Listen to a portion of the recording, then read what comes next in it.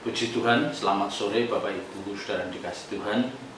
Sebentar kita akan mendengarkan renungan firman Tuhan Selasa 21 Juli 2020. Mari kita persiapkan hati kita untuk kita mohon hadirat Tuhan dalam pemberitaan kebenaran sore hari ini.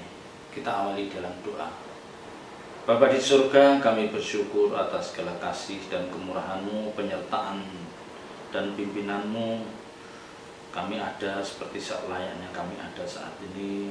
Kami akan menikmati berkat firman-Mu, urapi hamba-Mu, keungkapan rahasia firman-Mu, singkapkan kebenaran-kebenaran-Mu, taruh perkataan-Mu dalam mulut bibir hamba-Mu, biar yang kami beritakan ini benar-benar isi hati-Mu ya Bapa. Terima kasih. Dalam nama Tuhan Yesus Kristus kami berdoa dan ucap syukur. Haleluya. Amin. Bapak Ibu Saudara yang dikasihi Tuhan, pada malam hari ini kita akan berbicara tentang hak kesulungan dan berkat.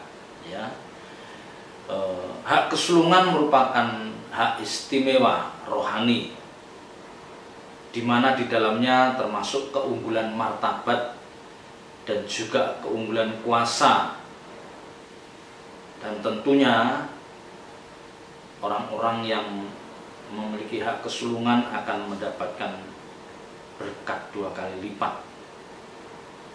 Itulah hak kesulungan, dan hak seperti ini pasti dipahami orang-orang perjanjian lama saat itu, ya, khususnya keturunan Abraham, orang-orang Israel, ya. Di balik itu, bahkan di balik hak kesulungan itu sering disertai dengan berkat dan pewarisan janji. Nah, ini yang lebih penting. Jadi baik Yakub maupun Esau sangat mengerti, sangat memahami hal ini. Ya, Yakub maupun Esau sangat memahami arti hak kesulungan.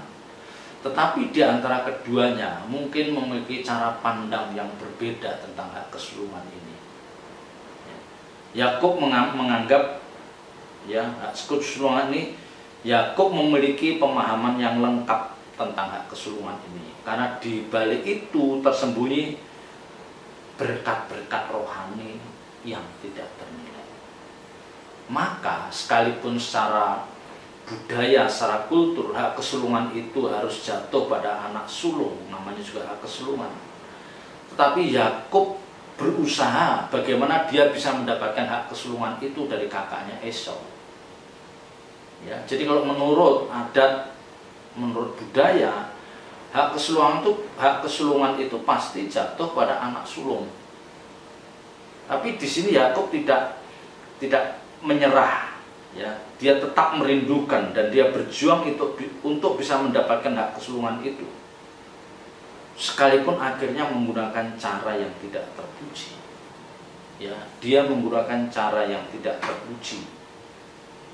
Dia mendambakan, Yakub itu mendambakan, boleh atau bisa menerima hak kesulungan itu bukan semata-mata keinginan daging, tetapi dia sangat mengerti bahwa dia membidik berkat-berkat rohani, ya, berkat-berkat rohani dan pewarisan janji itu. Dan ini Yakub mendapatkan pemahaman ini ketika dia lebih banyak menggunakan waktunya di kemah, ya, di kemah. Berbeda dengan Esau, ya, Esau menghabiskan waktunya di padang, ya, di padang belantara, karena memang Esau ini seorang pemburu. Ya, dikatakan, ya, Kejadian 25 ayat 27, lalu bertambahlah besarlah kedua anak itu. Esau menjadi seorang yang pandai berburu, seorang yang suka tinggal di padang. Esau pandai berburu dan dia suka tinggal di padang. Tetapi Yakub adalah seorang yang tenang, yang suka tinggal di kemah, di rumah. Nah, kebiasaan dua orang ini yang menyebabkan mereka berbeda di dalam menilai hak kesulungan itu. Esau yang banyak menghabiskan waktunya di padang ini sebagai seorang pemburu, dia tidak begitu mempersoalkan hak kesulungan itu. Dia tidak ada gairah karena jiwanya sudah terbiasa diisi oleh kesenangan-kesenangan yang didapatkan ketika mereka ada di padang, ya, dalam berburu hewan. Nah, pelajaran yang baik, yang berharga bagi kita adalah orang-orang yang menghabiskan waktunya di rumah atau di kemah, seperti Yakub, itu akan memiliki pemahaman yang lengkap betapa pentingnya berkat rohani itu bagi kehidupannya, khususnya bagi pertumbuhan jiwanya. Ya, jadi orang-orang yang lebih suka tinggal di kemah, di rumah, ya, bersama orang tuanya, ya, dia mungkin menyelidiki, belajar kebenaran firman Tuhan, dia akan lebih menghargai sesuatu yang memiliki nilai rohani tinggi. Sementara orang-orang yang menghabiskan waktunya di luar rumah, ya, jadi kalau ada anak, ya, remaja dewasa, dia sering menggunakan waktunya di luar rumah, hang out, ya, dia sukanya apa di mall, apa di mana dia ada, ya, petualangan, pencipta alam. Mereka akan menikmati keindahan dunia ini. Mereka akan menikmati keindahan dunia ini, sehingga di dalam jiwanya tidak ada gairah untuk mendapatkan berkat-berkat rohani, tidak ada gairah. Nah, cara pandang berbeda terhadap kesulungan antara Yakub dan Esau ini yang menentukan arah hidupnya, yang menentukan langkah demi langkah dari hari ke hari, minggu, bulan, tahun. Udah beda, ya, karena yang satu memandang hak kesulungan seperti ini, yang satu seperti ini. Jadi pasti langkahnya akan berbeda. Perjuangan Yakub untuk mendapatkan berkat rohani, hak kesulungan ini patut dipuji. Perjuangan, ya, sekalipun dia menggunakan cara yang kurang elegan, ya. Dia menggunakan momentum yang tepat. Dia menggunakan momentum yang tepat di mana saat kakaknya itu benar-benar membutuhkan sesuatu yang mendesak. Ya, kakak membutuhkan sesuatu yang mendesak, yang seperti dikatakan ayat 30 dari Kejadian 25. Kata Esau pada Yakub, "Berikanlah kiranya aku menghirup sedikit dari merah-merah itu, karena aku lelah." Itulah sebabnya namanya disebut Edom. Tetapi kata Yakub, "Jualah dahulu kepadaku hak kesulunganmu." Saud Esau, "Sebentar lagi aku akan mati, apakah gunanya bagiku hak kesulungan itu?" Nah, coba, ya, cara Esau merespon ketika dia diminta hak kesulungannya itu menganggap enteng, remeh. Ah, paling aku juga mati, apa gunanya hak kesulungan itu?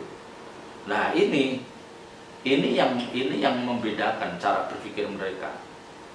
Jadi pembicaraan dua orang ini seperti ada tawar-menawar tentang hak kesulungan ini. Dan dari pembicaraan ini, ya, dari pembicaraan dua orang ini, mungkin sebelumnya mereka telah membahas tentang hak kesulungan ini. Mereka berdua tentu pernah membicarakan tentang hak kesulungan ini, sekalipun Alkitab tidak mencatat. Ya, kalau tidak, maka nggak mungkin Yakub hanya menawarkan semangkok kacang merah itu. Masa kesulungannya dihargai dengan semangkok kacang merah itu?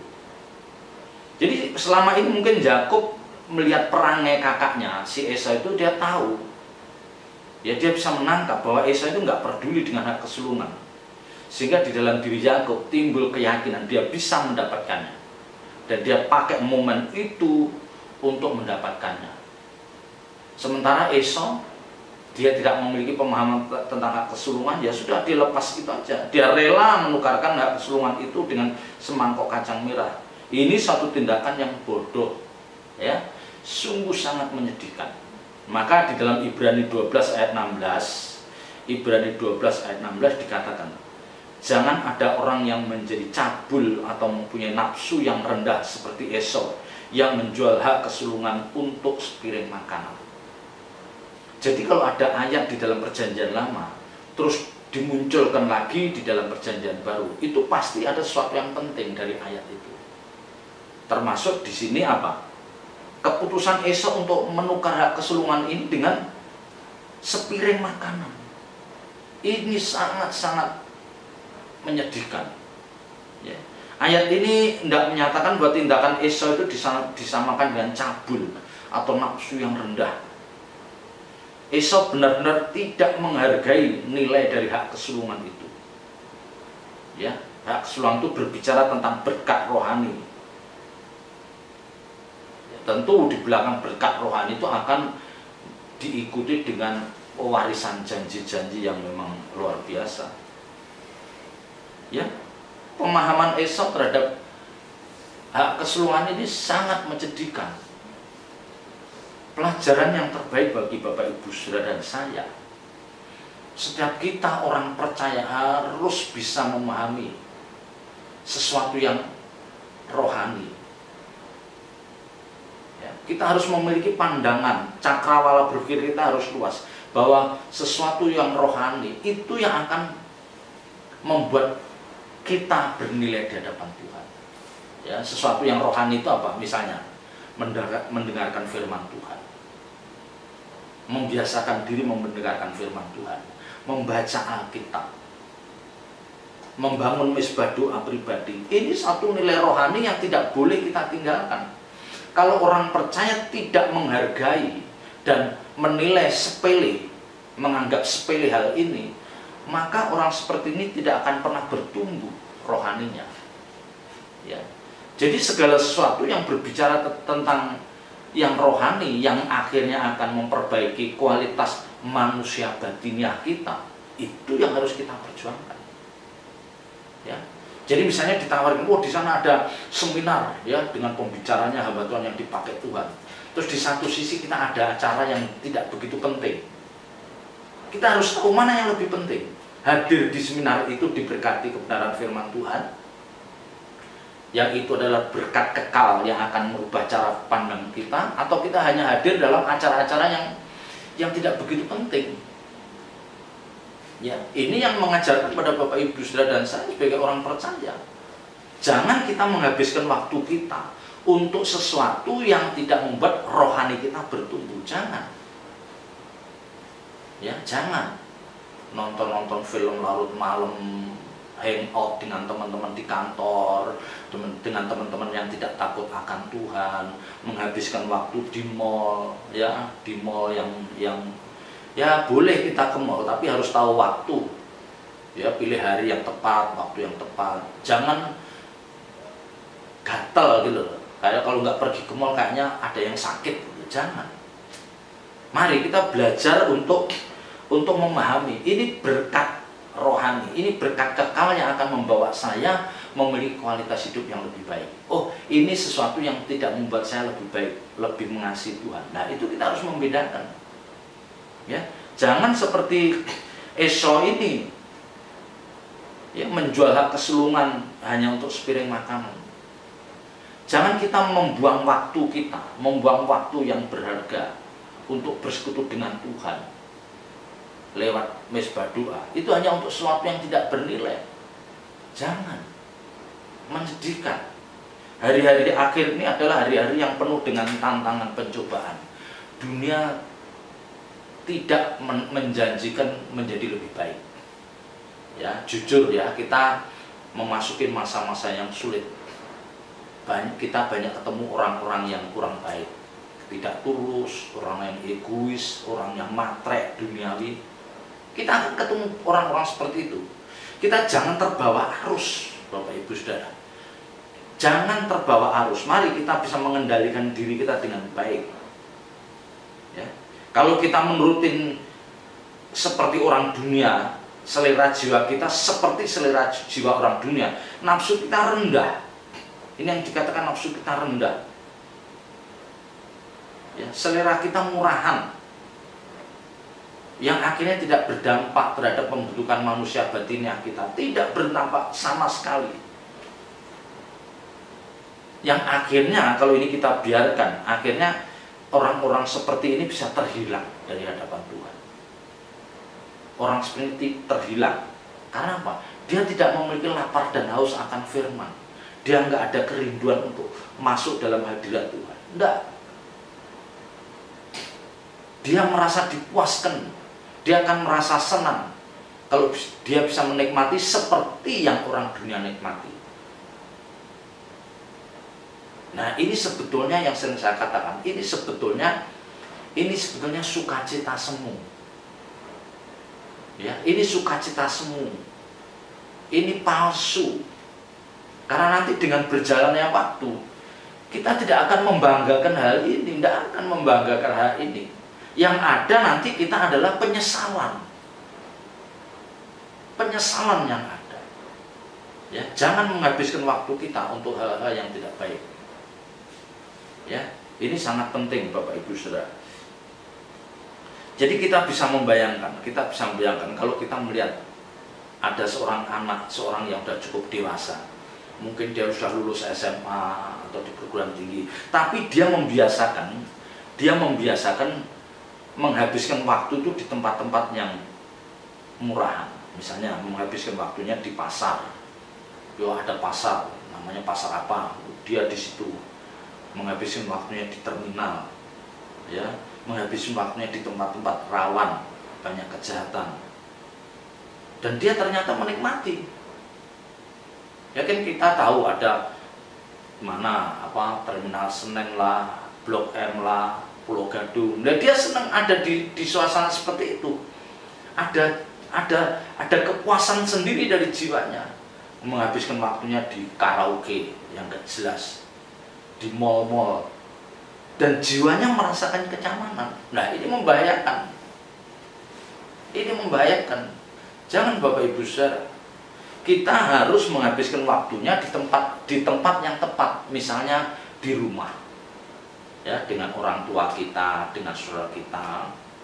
Ya, kita sharing, membicarakan masalah pekerjaan, membicarakan masa depan. Ya, nanti kita berbicara tentang pelayanan. Ya, masing-masing kita coba, kamu ambil pelayanan apa, Mas, kamu ambil pelayanan apa, Dik. Ya, kita masalahnya bagi. Jadi sesuatu yang kita bicarakan ini sesuatu yang bisa membangun pertumbuhan rohani kita. Nanti orang tuanya mengajarin, oh ini saudara kita yang perlu dibantu, ya ini yang dibantu dalam doa, ini yang perlu diberikan spirit. Kita tunjukkan hal-hal yang rohani. Harus dibiasakan. Harus dibiasakan. Jangan kita membiarkan diri kita menghabiskan waktu di tempat-tempat yang tidak pantas. Ini sangat menyedihkan. Ya, maka memilih pergaulan itu sangat penting. Yang berkali-kali sangat penting. Ya, karena pergaulan yang buruk itu merusak kebiasaan kita yang baik. Kita sudah biasa memiliki jam doa, jam membaca Alkitab, jam mendengarkan firman. Tapi karena pergaulan kita buruk dengan anak-anak yang tidak takut akan Tuhan, akhirnya dengan mudah meninggalkan. Tidak terasa akhirnya meninggal sama sekali. Nah, ini bahaya. Nah, Ishak ini akhirnya menyadari bahwa ia sudah tua dan dia tidak tahu kapan hari kematiannya. Maka si Ishak ini merancang untuk meneruskan wasiat dan segala kehormatan yang dimiliki ini yang termuat dalam janji itu yang pernah dijanjikan itu kepada Esau, anaknya yang sulung. Ya, jadi Ishak itu merancang ada saatnya dia akan mengadakan momen untuk memberkati Esau sebagai anak sulungnya itu, dia akan memberkati dia. Ya, karena bagi Ishak Esau lah yang berhak. Ya, Ishak mempersiapkan upacara kecil pemberian berkat ini dengan cara dia menyuruh Esau berburu daging buruan. Dia nyuruh Esau berburu daging buruan terus mengolahnya sehingga dia menikmatinya, dan sambil menikmatinya dia akan memberkatinya. Nah, rencana ini didengar oleh Ribka istrinya. Ya, jadi rencana Ishak bahwa dia akan memberkati Esau sebagai anak sulung ini terdengar Ribka. Nah, Ribka itu ingat apa yang dinubuatkan oleh Tuhan tentang kedua anak itu ketika dia hamil dan dia mempersoalkan di hadapan Tuhan. Mengapa dua anak dalam kandungan saya ini bertolak-tolak? Nah, di situ Tuhan mengatakan bahwa yang tua akan menjadi hamba yang muda. Karena Ribka ingat akan nubuatan Tuhan, jadi Ribka langsung merancang sesuatu bagaimana dia bisa membatalkan apa yang dirancang Ishak itu. Ya, bagaimana supaya berkat itu jatuh pada Yakub bukan Esau, karena memang Tuhan menubuatkan bahwa Yakub yang lebih muda itu yang akan menerima berkat itu. Jadi ketika Ribka mendengar apa yang dirancang Ishak itu, maka Ribka pun mengatur strategi bagaimana supaya rencananya terwujud. Nah, cara ini memang dilakukan Ribka dengan tidak terpuji.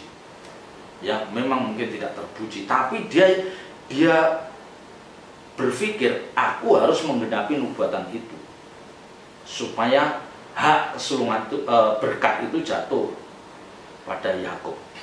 Nah, Yakub sebagai anak dia nurut apa yang diperintahkan oleh Ribka. Jadi semuanya ini yang mengatur Ribka. Di sini dalam hal ini Yakub tidak bersalah terhadap Esau. Yakub tidak bersalah kepada Esau, karena Esau sendiri sudah secara sadar menghilangkan hak kesulungan itu ketika dia memberikan kepada Yakub. Tetapi Yakub bersalah kepada Ishak. Dia memanfaatkan keterbatasan fisik Ishak ini karena dia sudah rabun tidak melihat. Dia memanfaatkan keterbatasan fisik Ishak ini dan melakukan tipu daya. Ya, dia harus berbohong, sekalipun ini semua diprakarsai oleh Ribka. Nah, di sini kita merenungkan, waduh, caranya begitu ya. Ya, memang kita juga bisa merenungkan, kok gitu ya cara Ribka demi dia menggenapi. Tetapi itulah yang terjadi.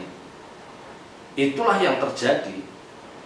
Tuhan membiarkan apa yang diambil, jalan apa yang diambil Ribka, sekalipun itu tidak bagus, tapi Tuhan izinkan. Tuhan izinkan. Ya. Paling tidak satu hal yang tidak baik adalah Ribka mengajarkan Yakub bagaimana dia melakukan kebohongan terhadap ayahnya. Ini yang harus diingat. Ribka mengajarkan Yakub bagaimana dia melakukan kebohongan terhadap ayahnya. Nah, Ribka sendiri juga melakukan kebohongan terhadap suaminya. Seandainya, nah kita berpikir, seandainya Ribka itu mau sedikit rendah hati, ya, seandainya Ribka ini mau sedikit rendah hati, dengan jalan dia menceritakan yang sesungguhnya terjadi itu kepada Ishak. Kan waktu Ribka mempersoalkan dua anak dalam kandungannya dan dia mendengar nubuat Tuhan, itu kan Yakub, Ishak tidak tahu. Dia tidak tahu. Kalau misalnya Ishak dengan rendah hati mau menceritakan apa yang dia alami, ya, dia dengar dari nubuat Tuhan itu, mungkin Ishak bisa memahami. Dan mungkin Ishak dengan rela memberikan berkat itu kepada Yakub dengan tulus dalam suasana yang indah. Ya. Mungkin Ribka bisa menyampaikan kepada Ishak dengan berbagai alasan. Misalnya satu, Esau itu telah menjual hak kesulungannya kepada Yakub. Ya, Ribka bisa ngomong ke Ishak bahwa Esau itu sesungguhnya telah menjual hak kesulungannya kepada Yakub. Esau itu tidak menghargai hak kesulungan itu. Nah, mungkin dengan begitu Ishak, bisa menyalahkan Esau. Yang kedua, Ribka bisa menyampaikan bahwa Tuhan telah menubuatkan bahwa kelak anak yang tua menjadi hamba yang muda. Nubuatan ini disampaikan Ishak. Lah, mungkin Ishak juga bisa terima. Yang ketiga, Ribka bisa sampaikan kepada Ishak bahwa Esau ini dengan ceroboh mengambil istri dari orang asing. Ya, orang asing, yaitu orang Het. Nah, di sini ini bisa juga, ya, kita lihat di Kejadian 26 ayat 34. Kejadian 26 ayat 34, ketika Esau telah berumur 40 tahun, ia mengambil Judit anak Beri orang Het dan Basmat anak Elon orang Het menjadi istrinya. Kedua perempuan itu menimbulkan kepedihan bagi Ishak dan Ribka. Ishak tahu. Nah, itu diingatkan lagi. Nah, mungkin Ishak bisa memahami. Dia bisa, ternyata ada hal-hal yang telah dilakukan Esau sehingga dia tidak layak mendapatkan berkat itu. Satu, dia meremehkan hak kesulungan. Ya. Dua, memang ternyata sudah dinubuatkan. Yang ketiga, Esau ngambil istri orang asing dan itu salah besar. Jadi dari kejadian ini kita belajar bahwa ternyata Allah itu membiarkan semua itu terjadi menurut rancangan Ribka. Ya, Allah membiarkan semua itu terjadi menurut rancangan Ribka.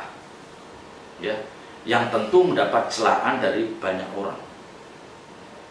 Jadi cara Ribka membela Yakub itu tidak elegan. Maka di depan tadi saya katakan, kalau misalnya Ribka mau dengan sabar dan kerendahan hati memberikan itu kepada Yakub, mungkin memberitahukan kepada Ishak akan rela.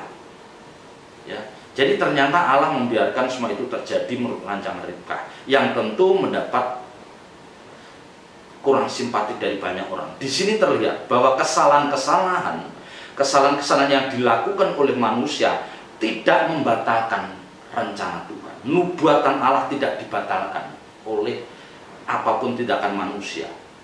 Dan kita menjadi mengerti bahwa sekalipun ada banyak kesalahan orang, ternyata semua kejadian itu ada di dalam kontrol tangan Tuhan yang sempurna.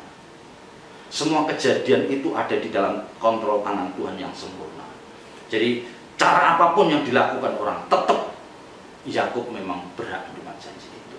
Ya, ini yang menjadi yang harus kita pahami. Jangan remehkan untuk mengejar berkat-berkat rohani. Tuhan Yesus memberkati. Ya, mari kita tundukkan kepala. Bapa di surga, kami bersyukur atas berkat firman-Mu. Engkau mengingatkan kami bahwa kami harus berjuang untuk mendapatkan berkat rohani. Lingkungan di mana kami ada harus orang-orang yang takut akan Tuhan. Terima kasih Bapa, meteraikan firman dalam hati kami. Dalam nama berkat Tuhan Yesus Kristus kami berdoa dan mengucap syukur. Haleluya. Amin.